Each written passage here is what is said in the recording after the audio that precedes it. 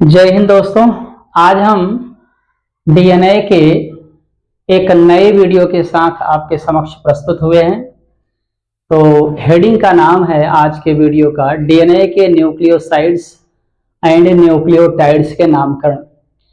तो डीएनए के nucleoside and nucleotide का नाम कैसे रखा जाता है, तो इस नामकरण की शुरुआत करने से पहले हम आपको बता दें एक बार कि पिछले वीडियो में मैंने थोड़ा सा जो आपको जोड़ने का तरीका न्यूक्लियोसाइड्स और न्यूक्लियोटाइड्स का बताया था, तो थोड़ा सा आपको बताते हैं, तब इसके बाद हम वीडियो की शुरुआत कर देंगे। जैसे सब डीएनए के न्यूक्लियोसाइड्स को बनाना है, सबसे पहले इसको बनाना है न्यूक्लियोसाइड्स को, फिर इसके बाद न्यूक्लियोटाइड आसानी से बन जाएगा। तो न्यूक्लियोसाइड न्यूक्लियोटाइड को बनाने के लिए थोड़ी सी जानकारी आपको बैक की चीजें बैक की होनी चाहिए, जैसा कि मैंने पिछले वीडियो में बनाया था। तो चलिए थोड़ा सा जानकारी देते हैं एक्स्ट्रा आपको, जिससे कि पता चले कि कैसे नामकरण किया जाता है। मैंने आपको बताया था डीएनए का न्यूक्लियोसाइड जब बनता है तो इसमें कुछ चीजों का प्रयोग किया जाता है, कुछ पदार्थों का प्रयोग किया जाता है। वे पदार्थ हैं, मैं बता दूं, डीऑक्सी राइबोज शुगर,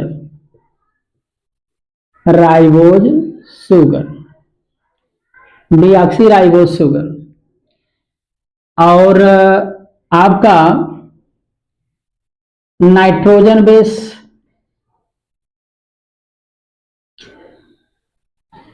इसके बाद आपको बता दें H3PO4 मीन्स फास्फोरिक एसिड। आपको न्यूक्लियोसाइड बनाना है तो डीऑक्सीराइबोज शुगर और नाइट्रोजन बेस का प्रयोग करेंगे, और अगर न्यूक्लियोटाइड बनाना है तो इन तीनों का प्रयोग किया जाएगा, जैसा कि पिछले वीडियो मैंने आपको बताया था। तो थोड़ा सा एक बार हम इसको थोड़ा प्रीवियस आपको ले चलते हैं, पीछे की चीजों के बारे में थोड़ा बताते हैं, तो इसके बाद शुरू कर देंगे वीडियो। जैसे आपको सबसे पहले ये दोनों जोड़ना है, इसके बाद जब जुड़ जाएगा तो न्यूक्लियोसाइड बन जाएगा, तो न्यूक्लियोसाइड से आपका फास्फोरिक एसिड जुड़ जाएगा तो आपका न्यूक्लियोटाइड्स बन जाएगा।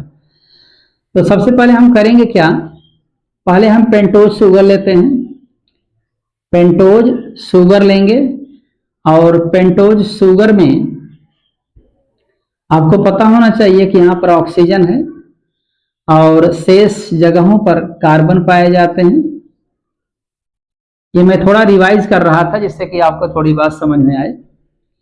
यहाँ पर मैंने बताया था कि 4 बांड हो जाएंगे, अगर ऐसा आप लगा देंगे, तो 4 बांड कार्बन का हो जाएगा। तो आप करेंगे क्या, हाइड्रोजन, आप चाहे हाइड्रोक्साइड यहां जोड़ें चाहे यहां जोड़ें, उससे कोई फर्क नहीं पड़ता है। आप एक बार जोड़ लीजिएगा, और यहां आपको पता है कि केवल हाइड्रोजन ही जोड़ेंगे, यहां पर हाइड्रोजन और हाइड्रोक्साइड आयन जोड़ेंगे, और यहां पर हाइड्रोजन और हाइड्रोक्साइड आयन जुड़ गया। सॉरी, यहां पर कार्बन 4 बांड बन जाएगा, एक कार्बन और होना चाहिए, तो यहाँ पे कार्बन के साथ आप CH2OH लगा देंगे। तो इस तरीके से आपका ये पेंटोज शुगर डीऑक्सीराइबोज बन गया। इसके बाद मैंने बताया था कि जब हम इसको जोड़ना शुरू करेंगे तो इसका शार्ट फॉर्म लेंगे, शार्ट रूप लेंगे। तो इसको हम संक्षेप में कैसे दर्शाते हैं, मैं यहाँ आपको दिखा दे रहा हूं। ऑक्सीजन हो गया, इस तरीके से यहां पर कार्बन, यहां पर कार्बन, यहां पर कार्बन होगा। इसके बाद यहां पर आपका 5वां कार्बन होगा, यहां पे 1 2 3 4 एंड 5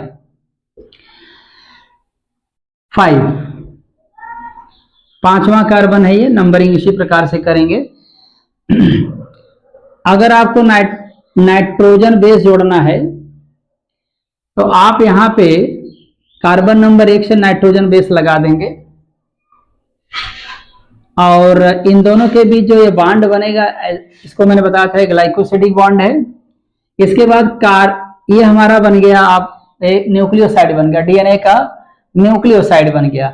याद रहे नाइट्रोजन बेस में डीएनए के नाइट्रोजन बेस जो होते हैं, मैं यहाँ पूरा लिख दे रहा हूं, एडेनिन, गुआनिन, थाइमिन और साइटोसिन। ये नाइट्रोजन बेस 4 में से किसी एक को आप जोड़ेंगे, आप नाम लिख सकते हैं यहाँ पर AGCT, कुछ भी लिख सकते हैं चारों में से। अगर चारों आप नहीं लिख रहे हैं तो नाइट्रोजन मैंने यहाँ पर बेस के रूप में लिख दिया है। तो ये हमारा जो फिगर आप देख रहे हैं, ये हमारा डीएनए का न्यूक्लियोसाइड बन गया, डीएनए के न्यूक्लियोसाइड का एक अणु बन गया। और अगर कार्बन नंबर 5 से अगर आप जोड़ते हैं फास्फोरिक एसिड को, अगर फास्फोरिक एसिड को कार्बन नंबर 5 से जोड़ते हैं तो निश्चित रूप से ये आपका एक न्यूक्लियोटाइड का मॉलिक्यूल बन जाएगा। तो जैसा कि मैंने पिछले वीडियो में आपको बताया था, यहाँ पे हाइड्रोजन, यहाँ पर ऑक्सीजन लगाएंगे, यहाँ पर ऑक्सीजन लगाएंगे और यहाँ पर आप ऑक्सीजन लगाएंगे और हाइड्रोजन यहाँ रिलीज हो जाएगा। तो निश्चित रूप से यहाँ पर ये इन दोनों के बीच बॉन्ड बनेगा और इस बॉन्ड को नाम देंगे हम फास्फोडाइएस्टर बॉन्ड। यहाँ जो बॉन्ड है इसका नाम ग्लाइकोसिडिक बॉन्ड है और यहाँ पर जो बॉन्ड है ऑक्सीजन और कार्बन नंबर 5 के बीच, इसका नाम फास्फोडाइएस्टर बॉन्ड है। तो इस प्रकार से आपने देखा कि अब ये डीएनए का एक न्यूक्लियोटाइड बन गया, डीएनए का एक न्यूक्लियोटाइड बन गया। तो आपको आपकी जानकारी के लिए बता दूं कि यहाँ पर ये जो डीऑक्सीराइबोज शुगर है, नाइट्रोजन बेस है, फास्फोरिक एसिड, तीनों आपस में मिल गए तो आपका जो न्यूक्लियोटाइड बना ये डीएनए का न्यूक्लियोटाइड बन गया। ये पूरा डीएनए 3 मॉलिक्यूल मिलते हैं तो जाकर के डीएनए का एक न्यूक्लियोटाइड का मॉलिक्यूल बनता है। ये थोड़ा मैंने आपको पीछे की चीज बताया। अब इसके बाद हम देखिए नामकरण कैसे करते हैं। नामकरण ये नाइट्रोजन बेस के आधार पर किया जाता है। नामकरण नाइट्रोजन बेस के आधार पर हम लोग करते हैं, चाहे न्यूक्लियोसाइड का नामकरण हो चाहे न्यूक्लियोटाइड का नामकरण हो। तो हम आपको इसके बाद न्यूक्लियोसाइड के नामकरण की बात करेंगे और न्यूक्लियोसाइड आप जान गए नामकरण कैसे किया जाता है, तो निश्चित रूप से आप न्यूक्लियोटाइड के भी नामकरण जान जाएंगे। तो हम शुरुआत करते हैं नामकरण की। चलिए न्यूक्लियोसाइड के नामकरण की बात कर दें डीएनए के। सबसे पहले हम बता दें कि डीऑक्सीराइबोज शुगर का जो मॉलिक्यूल होता है इसको हम संकेत में डी से दर्शाएंगे, संकेत में कैपिटल डी से दर्शाते हैं। तो चलिए डीएनए के न्यूक्लियोसाइड के नामकरण की बात करें। बहुत आसान तरीका है, आप देखिए और समझिए बढ़िया से, बहुत सिंपल है। अगर आप डीऑक्सीराइबोज शुगर, मैं आपको बता दूं, डीऑक्सीराइबोज शुगर को डी से दर्शाएंगे, नाइट्रोजन बेस को हम इसमें 4 नाइट्रोजन बेस को क्रम से जोड़ेंगे और 4 ही होते हैं इसलिए 4 टाइप के न्यूक्लियोसाइड बनते हैं और चारों के नाम आप जान गए तो करोड़ों की संख्या में न्यूक्लियोसाइड बना लेंगे आसानी से। तो चलिए शुरुआत करते हैं। ये डीऑक्सीराइबोज शुगर है, इसके साथ नाइट्रोजन बेस आपका एडेनिन जुड़ेगा। अगर नाइट्रोजन बेस एडेनिन जुड़ गया तो इसका अपना नाम होगा, नाम बताएंगे हम आपको, थोड़ा इंतजार करिए।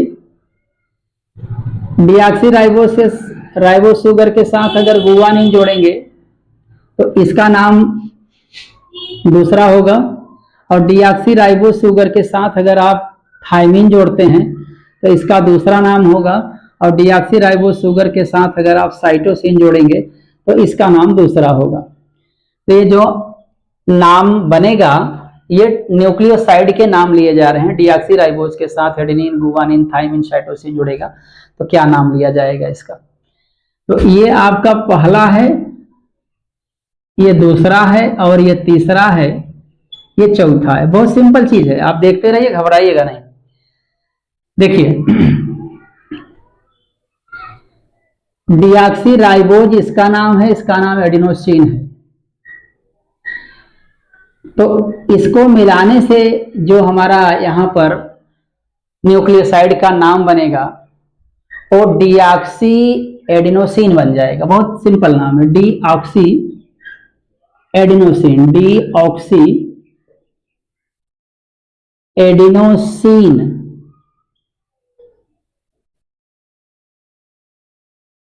हो गया नाम। डीऑक्सीराइबोस के साथ अगर आप एडेनिन जोड़ेंगे तो आप इसी के नाम पर, मैंने बताया नाइट्रोजन बेस के नाम पर ही इनके न्यूक्लियोसाइड के नाम रखे जाते हैं, इसी प्रकार से न्यूक्लियोटाइड के नाम रखे जाएंगे। तो अगर डीऑक्सीराइबोस के साथ एडेनिन नाइट्रोजन बेस जुड़ गई तो डीऑक्सी एडिनोसिन बन गया, ये न्यूक्लियोसाइड हो गया। और यहां पर सेम उसी तरीके से डीऑक्सी गुआनोसिन बन गया, गुआनोसिन बन गया, ये हो गया इसका न्यूक्लियोसाइड। और यहां पर डीऑक्सीराइबोस शुगर के साथ थायमिन जुड़ गया तो इसका नाम हो जाएगा, वही रहेगा जैसे कि आप डीऑक्सी लिखते हैं, लिख लीजिए डीऑक्सी थाइमिडीन हो गया, थाइमिडीन हो गया। और यहां पर भी वही डीऑक्सी साइटिडीन हो गया, डीऑक्सी साइटिडीन हो गया। तो आपने देखा कितना सिंपल नाम है इसका, डीऑक्सी साइटिडीन। एक बार हम आपको बताते हैं, न्यूक्लियोसाइड हो या न्यूक्लियोटाइड के नामकरण की बात हो, अगर आप ये करना सीख लिए तो निश्चित रूप से इसका भी नाम जाने बहुत सिंपल है। ये डीऑक्सीराइबोस शुगर है, आप देख रहे हैं, ये एडेनिन है, गुआनिन है, थाइमिन, साइटोसिन। तो जब एडेनिन जुड़ेगा डीऑक्सीराइबोस शुगर के साथ, देखिए यहां पर डीऑक्सी लिखा हुआ है, डीऑक्सी का मतलब डीऑक्सीराइबोस शुगर, और फिर एडिनोसिन लिखा है, तो इसका नाम एडेनिन होता है लेकिन आपको एडिनोसिन बोल देना है। देखिए यहां पर लगा हुआ है, इन दोनों में सेम है, यहां थोड़ा बदला हुआ है, तो एक बार ध्यान दे लेंगे आपको निश्चित रूप से समझ में आ जाएगा। डीऑक्सी डीऑक्सी डीऑक्सी लगा है सब में ना, इसके बाद एडेनिन, गुआनिन, थाइमिन, साइटोसिन आपको ऐड करना है इसमें। तो एडेनिन का नाम एडिनोसिन हो गया, गुआनिन का नाम जुड़ करके गुआनोसिन हो गया, थाइमिन जब जुड़ेगा थाइमिडीन बन जाएगा, साइटोसिन जुड़ेगा साइटिडीन बन जाएगा। एक बार फिर देख लीजिए आप, डीऑक्सीराइबोस शुगर के साथ एडेनिन जुड़ गया, अलग अलग है तब तो डीऑक्सीराइबोस शुगर और एडेनिन बन गया, अलग है आपका। जब जुड़ जाएंगे तो डीऑक्सी और एडिनोसिन आपको बोलना है, डीऑक्सी एडिनोसिन। और यहां पर गुआनिन जुड़ गया तो गुआनोसिन हो जाएगा, और यहां पर डीऑक्सीराइबोस शुगर के साथ थाइमिन जुड़ गया, थाइमिडीन बोल दीजिए, और डीऑक्सीराइबोस शुगर के साथ साइटोसिन जुड़ गया, डीऑक्सी साइटिडीन बन गया। ये हो गया, ये 4 प्रकार के न्यूक्लियोसाइड होते हैं डीएनए के। अब आपको बताएं डीएनए के 4 न्यूक्लियोसाइड, ये न्यूक्लियोसाइड असंख्य प्रकार के डीएनए में पाए जाते हैं। यही 4 प्रकार के रहेंगे, 4 ही प्रकार के आपके न्यूक्लियोसाइड रहेंगे, लेकिन इनकी संख्या बहुत ज्यादा रहेगी क्योंकि पॉलीमर होता है, डीएनए एक प्रकार का पॉलीमर होता है न्यूक्लियोटाइड का। तो चलिए फिलहाल इसको बाद में बताएंगे, पहले नामकरण की बात कर रहे थे तो नाम हमें लग रहा है आप समझ गए हैं। इसके बाद अब करते क्या हैं, ये तो न्यूक्लियोसाइड की बात हुई, अब इसके बाद न्यूक्लियोटाइड कैसे बनाएंगे। देखिए न्यूक्लियोटाइड बहुत आसान है, आपको कुछ नहीं करना है। अब हम न्यूक्लियोटाइड की बात करते हैं तो न्यूक्लियोटाइड में आपको कुछ खास करना नहीं है, ध्यान से समझते रहिए। ये नंबर 1 था, ये नंबर 2 था, और ये नंबर 3 था, और ये नंबर 4। आपको कुछ नहीं करना है। इसी डीऑक्सीराइबोस शुगर के साथ आपको पता है फास्फोडाइएस्टर बॉन्ड के माध्यम से फास्फोरिक एसिड जुड़ जाता है, तो फास्फोरिक एसिड को हम पी से दर्शा रहे हैं। किससे दर्शाएंगे? पी से। देखिए पी से दर्शा दिया। अब बताइए, ये फास्फोरिक एसिड, डीऑक्सीराइबोस शुगर और आपका नाइट्रोजन बेस यहाँ पर अलग अलग प्रकार के जुड़ गए हैं, तो आपको कुछ नहीं करना है, केवल इसको ऐड करने से यहाँ थोड़ा सा बदलाव होगा बस। आपको करना क्या है, ये तो वैसे रहेगा डीऑक्सी एडिनोसिन, आपको यहां इसके कारण से आपको एक चीज ऐड करना है, मोनोफास्फेट। मोनोफास्फेट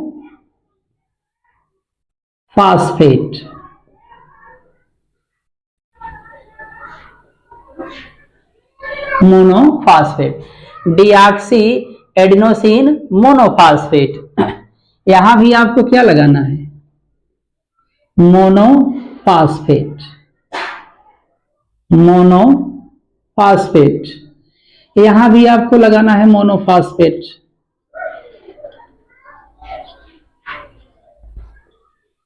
यहां भी आपको मोनोफास्फेट लगाना है।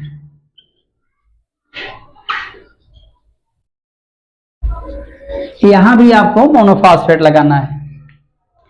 तो आप देखें, मैंने कोई परिवर्तन नहीं किया, थोड़ा सा यहां पर मोनोफास्फेट ऐड किया है। तो आप एक बार देख लेते हैं। डीऑक्सीराइबोज शुगर से ग्लाइकोसिडिक बांड द्वारा ये आपका नाइट्रोजन बेस जुड़ा हुआ है एडेनिन। इसके बाद ये फास्फोडाइस्टर बांड के माध्यम से फास्फेट जुड़ गया है, फास्फेट ग्रुप, जिसको फास्फोरिक एसिड कहते हैं। तो नाम बहुत आसान सेम रहेगा, न्यूक्लियोसाइड का नाम। यहाँ पर आप मोनोफास्फेट ऐड करेंगे, सब में एक ही। मोनो माने एक होता है, फास्फेट माने फास्फेट ग्रुप, फास्फोरिक एसिड। तो आपको डीऑक्सी एडेनोसिन मोनोफास्फेट इसका नाम हो गया। और deoxy guanosine monophosphate, deoxy thymidine monophosphate, deoxy cytidine monophosphate बन गया। इसके शॉर्टकट नाम की बात कर लें, इसका शॉर्टकट नेम क्या होता है? आप एडिनोसिन को ए से और मोनो को एम से, फास्फेट को पी से, तो ये आपका एडिनोसिन मोनोफास्फेट हो गया। डी की बात करें तो यहां पर आप डी लगा देंगे, डीऑक्सी एडिनोसिन मोनोफास्फेट। डी से डीऑक्सी हो गया, ए से एडिनोसिन हो गया, एम से मोनो हो गया, पी से फास्फेट हो गया।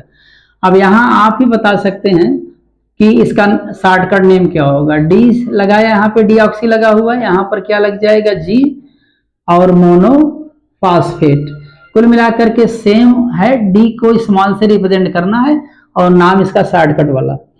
डी यहां पर भी लग गया। और टी का मतलब होता है थायमिन, और इसके बाद एम का मतलब मोनो और पी का मतलब फास्फेट। यहां पर भी आप देख लीजिए, यहां पर शॉर्टकट नेम क्या होगा, डी, और इसके बाद टी थायमिन साइटोसिन जुड़ा हुआ है, सी, इसके बाद M, P.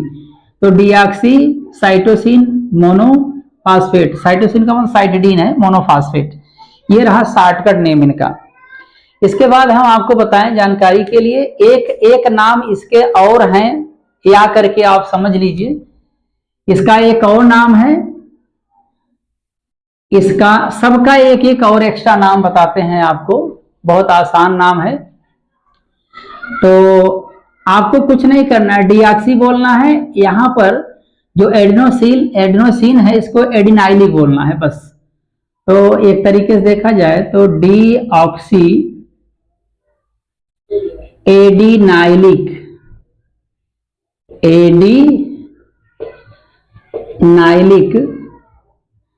Deoxy adenylic, deoxy adenylic हो गया। और यहां पर भी आप इसको बनाएंगे, गुआनाइलिक हो जाएगा, डीऑक्सी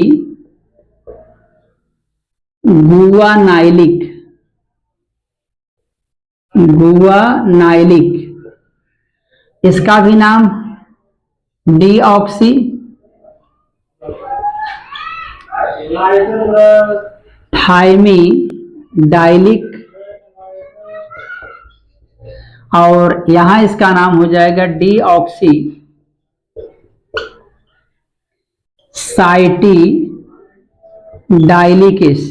साइटिडाइलिक। आपने देखा कि ये जो आपका अभी मैंने बताया यहां पर, ये शॉर्टकट नेम वाले, ये न्यूक्लियोटाइड थे। किसके? डीएनए के। डीएनए के न्यूक्लियोटाइड का नामकरण कैसे लिया जाएगा? अगर आपने न्यूक्लियोसाइड को ठीक ढंग से समझा है तो निश्चित रूप से आपको न्यूक्लियोटाइड का नाम समझ में आया होगा। तो एक बार आप देख लीजिएगा, फिर से बताते हैं आपको। ये ब्रैकेट वाली चीज, इसके दूसरे नाम की बात हुई है। हर एक न्यूक्लियोटाइड के दूसरे नाम यहां पर लिखे गए हैं। तो चलिए एक बार न्यूक्लियोटाइड को रिवाइज करते हैं। आप देख रहे हैं डी ऑक्सी एडिनोसिन मोनोफास्फेट, इसका नाम, इसको शॉर्ट में DAMP बोलेंगे। और D oxy guanosine monophosphate DGMP, D oxy guanosine monophosphate, D oxy adenosine monophosphate, D oxy thymidine monophosphate, short में डी ऑक्सी थाइमिडीन मोनोफास्फेट। और डी ऑक्सी साइटिडीन मोनोफास्फेट को short में डी ऑक्सी साइटिडीन मोनोफास्फेट। ये तो इनके एक एक नाम की बात हुई, और शॉर्टकट में इनको हम इस प्रकार से रिप्रेजेंट करेंगे। जरा इनका दूसरा नाम देख लीजिए, आप कैसे नाम लेंगे दूसरा इसका, डी ऑक्सी। आप बोलेंगे डी ऑक्सी, डी ऑक्सी सब में है कि नहीं है, और इसमें एडिनिन जुड़ा हुआ है, इसमें गुआनिन, थाइमिन, इसमें साइटोसिन, सब में देख रहे हैं नाइट्रोजन बेस किस प्रकार से जुड़े हैं। तो कुछ करना नहीं, आपको नाइलिक लगाना है, नाइलिक लगाना है, ऐड करना है लास्ट में। तो डी ऑक्सी एडिनाइलिक हो गया, और इसका नाम डी ऑक्सी गुआनाइलिक हो जाएगा। जी है तो गुआनिन है तो गुआनाइलिक हो गया, और थाइमिन लगा हुआ है तो D oxy thymidylic, D oxy thymidylic हो गया। और इसके बाद इसका नाम डी ऑक्सी साइटिडाइलिक। आप देख रहे हैं बहुत सिंपल नाम है, आपको घबराना नहीं है, नाम बहुत सिंपल है, एक दो बार देख लेंगे आपको बहुत अच्छा लगेगा। तो उम्मीद करते हैं आपको ये वीडियो पसंद आया होगा। इसी प्रकार से हम वीडियो, अच्छे अच्छे वीडियो आपके सामने प्रस्तुत करते रहेंगे, और इसी के साथ हम आपसे अगले वीडियो में मुलाकात करेंगे। तब तक के लिए थैंक